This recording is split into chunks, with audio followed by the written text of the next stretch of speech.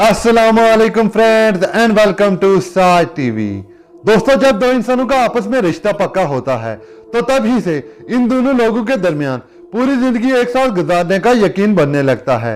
लेकिन बदकिस्मती से हर कोई इतना खुशनसीब नहीं होता, खासतौर पर औरतें, जिनको ये एहसास बहुत देर बाद होता है कि उन्होंने कितनी बड़ी गलती कर ली है। 6 साल गुजर जाने के बाद और एक बच्चा हो जाने के बाद भी मैकलीना नामी इस औरत को अपनी जिंदगी की वो सच्चाई पता चली जिसे जानकर आप भी दंग रह जाएंगे। दोस्तों, इस वीडियो में मैं आपको इसी बहादुर लड़की की कहानी बताऊंगा, सो काइंडली आज की इस वीडियो को एंड तक जरूर देखिएगा। दोस्तों, इस बहादुर लड़की का पूरा नाम मैकलीना लेंडोस्का था और इसकी एज 27 साल थी और वह अमेरिका यॉर्कशायर के हडर्सफील्ड में रहती थी। इस लड़की ने प्यार के नाम पर सबसे बड़ा धोखा खाया, न सिर्फ धोखा बल्कि मौत का भी सामना किया। दोस्तों, मैकलीना और मैर्किन कैस्पर जैक दुनिया के तमाम कपल्स की तरह एक दूसरे से प्यार करते थे और फिर इस जोड़े की शादी भी हो गई और इनका एक बच्चा भी पैदा हुआ। और फिर शादी के 6 साल गुजर जाने के बाद कुछ ऐसा हुआ जो सच में हैरानकुन था। दोस्तों, अब मैं आपको इस जोड़े की असल कहानी बताऊंगा। दोस्तों, यह जोड़ा इस भयानक जुर्म से 6 साल पहले मिला था। जब मैकलीना पोलैंड अपने माँ बाप से मिलने गई थी तभी वहां उसे कैस्पर जैक भी मिला, मगर मैकलीना के माँ बाप ने मैकलीना को कैस्पर जैक से मिलने और बातचीत करने से कई बार मना किया क्योंकि इनको कैस्पर जैक बिल्कुल भी पसंद नहीं था। क्योंकि जब कैस्पर जैक मैकलीना के माँ बाप से मिलने उनके घर गया तो कैस्पर जैक ने बात करना तो दूर उनकी तरफ आंखें उठाकर भी नहीं देखा, क्योंकि यह इंसान किसी तीसरी आदमी की मौजूदगी को हरगिज बर्दाश्त नहीं कर सकता था। कैस्पर जैक एक मीट फैक्ट्री में काम करता था और वहीं मैकलीना एक टेलर का काम करती थी। यूं दोनों के रिलेशन में बहुत ज्यादा नजदीकियां पैदा हो गई और फिर दोनों की शादी हो गई। और फिर शादी के 3 साल बाद इनके घर एक बच्चा पैदा हुआ, इसका नाम जैकब रखा गया। इस बात से कैस्पर जैक बहुत ज्यादा परेशान था कि इसके घर एक नया मेहमान क्यों आया, क्योंकि कैस्पर जैक को अपने आसपास किसी तीसरे आदमी की मौजूदगी हरगिज बर्दाश्त न थी। इसके बाद कैस्पर जैक ने मैकलीना को इस बच्चे को अपने माँ बाप के घर छोड़कर आने का कहा, क्योंकि कैस्पर जैक एक बॉडी बिल्डर था और वो स्टेरॉइड का बहुत ज्यादा इस्तेमाल करता था। इसलिए जब भी वो स्टेरॉइड लेकर घर आता तो वो आपे से बाहर हो जाता और सारा गुस्सा मैकलीना पर ही उतारता था।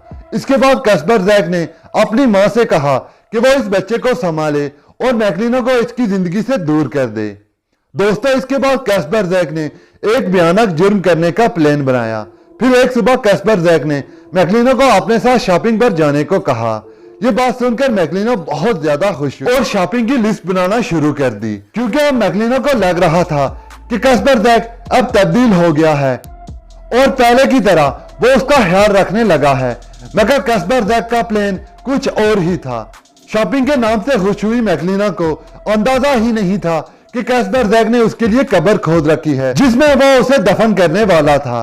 घर से निकलने से पहले कैस्पर जैक ने 300 वाट की 2 स्टन गन अपने पास रख ली और इन्हीं स्टन गन से कैस्पर जैक ने मैकलीना को 2 झटके दिए। इसके बाद मैकलीना को कोई होश न था और फिर कैस्पर जैक ने मैकलीना की बॉडी को एक टेप के साथ बांध लिया और अपने दोस्त के साथ मिलकर मैकलीना की बॉडी को एक डब्बे में रख दिया और फिर हडर्सफील्ड के गहरे जंगलात में मैकलीना की बॉडी को लेकर आया और डब्बे समेत मैकलीना को एक कब्र में दफना लिया, जिस कब्र को वो पहले से ही खोद चुका था, और वहां से इस तरह चला गया जैसे कुछ हुआ ही ना हो। पीछे मैकलीना हर सेकंड के साथ दम तोड़ रही थी। अब न सिर्फ कैस्पर जैक उसे जिंदा दफन करके आया था, बल्कि अपने पैसों से उसे एक चीज खरीद कर भी दे आया था जो मैकलीना के जिंदा बच जाने का सबब बनी।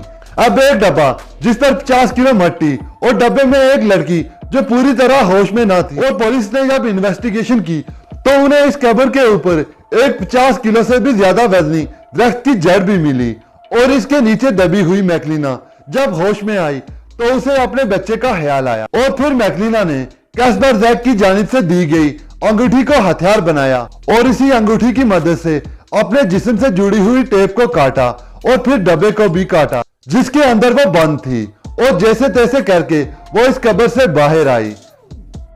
दोस्तों, ये सब कुछ करते हुए मैकलीना को 1 से 2 घंटे लगे। मैकलिना ने खुद एक इंटरव्यू में बताया था कि ये सब करते हुए मैकलिना ने छोटी छोटी सांसें ली ताकि वो जिंदा बच सके। अब वो जिंदा बचकर बाहर आ चुकी थी, मगर कोर्ट से लड़ना कोई आसान काम नहीं था, क्योंकि जब मैकलिना ने कोर्ट में केस फाइल किया और कोर्ट को सब कुछ बताया तो जवाब में कास्परजैक ने कहा कि वो सिर्फ अपनी वाइफ को डराकर उसका इम्तिहान ले रहा था और थोड़ी देर बाद वो अपनी वाइफ को वहां से बाहर निकाल देता। लेकिन उसे बचाने के बजाय कास्परजैक ने मैकलिना के कार्ड से सारे पैसे बाहर निकालने का काम किया और फिर मैकलिना ने यह बताया कि उसे स्टैन गन के 2 शॉट में से सिर्फ 1 शॉट लगा था, तभी वो जल्द होश में आ गई। अगर उसे 2 झटके लगे होते तो वो जिंदा ना बच पाती। और कब्र से बाहर निकलने के बाद तकरीबन 2 हफ्तों तक मैकलिना को सही से सांस भी नहीं आ रही थी। बाद में मैकलिना ने कास्परजैक के दोस्त को इस जुर्म में बराबर का शरीक ठहराया, मगर वो जुर्म करते वक्त वहां पर मौजूद नहीं था, इसलिए उसे कोई सजा ना मिली। इसके बाद कास्परजैक ने अपनी असलियत बता दी कि वो बचपन ही से ऐसा है। उसकी माँ उसे घर से ना ही बाहर जाने देती थी और ना ही उसे वक्त पर खाना खिलाती थी और ना ही उसे कभी बाहर दोस्तों के साथ मिलने देती थी। इसके बाद बड़ा होने पर कास्परजैक ने जिम करके खुद को इतना स्ट्रांग बना लिया कि उसे कोई परेशान ना कर पाए। यह सब बताने के बाद भी कास्परजैक का जुर्म इतना कम नहीं था और फिर 25 साल कास्परजैक ने अपना जुर्म मान लिया और फिर इसके घर की तलाशी ली गई। तब वहां से खतरनाक हथियार और कई बम बरामद हुए। इसके बाद कास्परजैक को अटेम्प्ट टू मर्डर के केस में 20 साल और गैर कानूनी तौर पर हथियार रखने पर 32 साल की सजा हुई। क्योंकि कास्परजैक समाज के लिए एक खतरनाक इंसान था और मैकलिना को भी अब कास्परजैक से सिर्फ नफरत ही थी, वो इसकी शक्ल भी नहीं देखना चाहती थी। दोस्तों, आज इस केस को 8 साल हो चुके हैं और कास्परजैक की सजा भी 8 साल हो चुकी है। दोस्तों, ये तो थी आज की वीडियो। आई होप ये वीडियो आपको अच्छी लगेगी। मजीद इसी तरह की शॉकिंग और इंटरेस्टिंग स्टोरीज के लिए मेरे इस चैनल को सब्सक्राइब कर लीजिए और साथ में लगे हुए बेल आइकॉन को भी हिट कर दीजिए, ताकि जब भी मैं कोई नई वीडियो अपलोड करूं आप तक नोटिफिकेशन सबसे पहले पहुंच सके। तब तक अपना और अपनी फैमिली का बहुत ज्यादा ख्याल रखिए। अल्लाह हाफिज।